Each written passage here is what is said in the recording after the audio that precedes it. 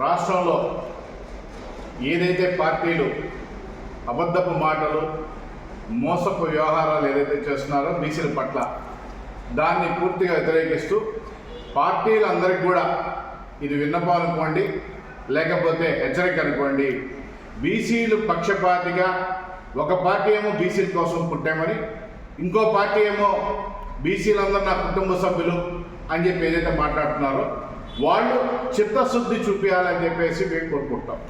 అంటే ఏ విధంగా అంటే, ఎటువంటి పరిస్థితుల్లో చాలా కులాలు దాదాపు స్వతంత్రం వచ్చి 75 సంవత్సరాలు అయితే ఇప్పటి వరకు అసెంబ్లీ ఎలా ఉంటుందో చూడని చాలా కులాలు ఉన్నాయి.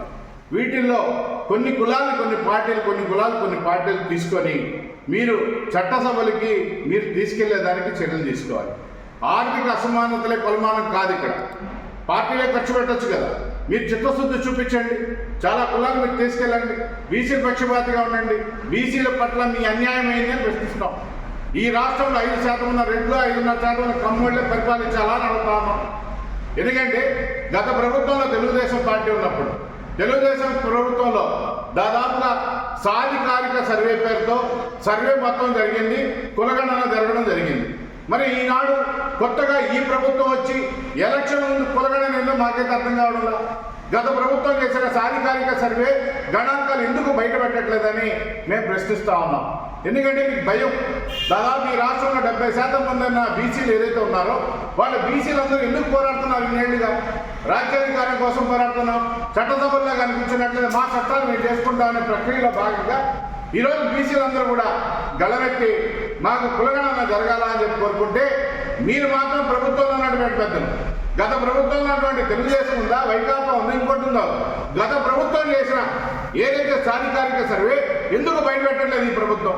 మళ్ళీ కొత్తగా ఈ ప్రభుత్వం కులగణన ఎందుకు చేస్తుంది? ఏంటంటే ఆర్థిక అసమానతలకు కొలమానంగా పార్టీలు మాట్లాడుతున్నాయి.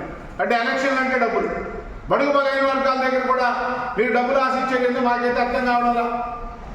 ఎలక్షన్ అంటే డబ్బులతో కొడుతుంది, కానీ డబ్బులు పెట్టే వాళ్ళకే టికెట్లు అంటారు. కానీ ఇక్కడ ఇంకో దౌర్భాగ్యం ఏంటంటే, ఇదే వెంకటగిరిలో బీసీ సామాజిక వర్గం బలంగా ఉంది. ఇక్కడ పద్మశాలీలు ఉన్నారు, యాదవులు ఉన్నారు, అన్ని కులాలు ఉన్నాయి. వాళ్ళందరూ కూడా బలమైన సామాజిక వర్గం ఉంది. ఇవ్వండి ఎవరెవరికి ఇచ్చేసి మీరు చిత్తశుద్ధి చూపించుకోండి. బడుగు బలైన వర్గానికి ఎందుకు ఇవ్వడం లేదంటున్నాను. ఒక పార్టీని ప్రశ్నించడం కాదు, మేము ఇద్దరు పార్టీలు అడుగుతా ఉన్నాం. ఈ జిల్లాకి సంబంధించి ఎక్కడిస్తున్నారు మీరు బీసీలకి? ఇవ్వాలని చెప్పి కోరుకుంటూ ప్రతి పార్టీకి మేము ఒకటే చెప్తున్నాం. ఈరోజు మీరు రెవల్యూషన్ లాగా తీసుకొచ్చి ఈరోజు మీరు కానీ పార్టీలు కానీ బీసీల పక్షాన్ని కానీ మీరు కానీ సానుకూలంగా ఉన్నట్లయితే కొత్తగా పుట్టవు కదా. ఈరోజు బీసీవై పార్టీ అని ఇంకో పార్టీ ఎందుకు పుడుతున్నాయి? బడుగు బలైన వర్గాలు ఎందుకు వస్తున్నారు? కాబట్టి దయచేసి పార్టీలు ఆలోచించుకోవాలా.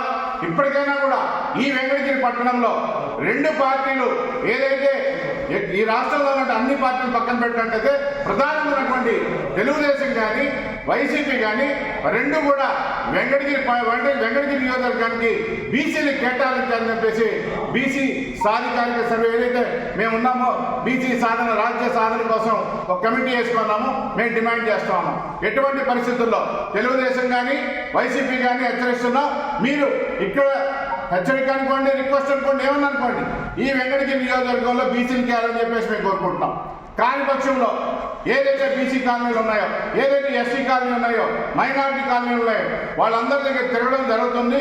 ఏ పార్టీ అయితే మోసం చేస్తుందో, ఏ పార్టీ అయితే బీసీలకు ఇస్తామని చెప్పి మోసం చేస్తారో వాళ్ళకి గుణపాఠం చెప్పే విధంగా మేమందరం కూడా పనిచేస్తామని చెప్పి తెలియజేసుకుంటూ ఇంకొకసారి అభ్యర్థిస్తున్నాం.